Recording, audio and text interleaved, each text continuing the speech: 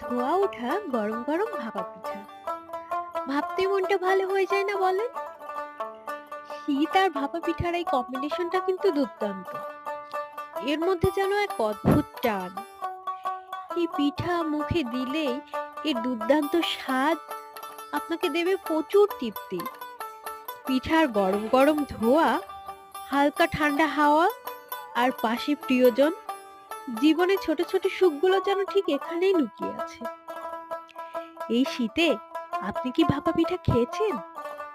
না খেলে একদমই মিস করা যাবে না কিন্তু। এই আনন্দ, এই স্বাদ, এই মুহূর্তগুলোই তো জীবনের সত্যিকারের সুখ। তাহলে আর অপেক্ষা কেন? শীত আসছে, পিঠার মৌসুম শুরু হচ্ছে। চলুন গরম গরম ভাপা পিঠার স্বাদে মুগ্ধ হই।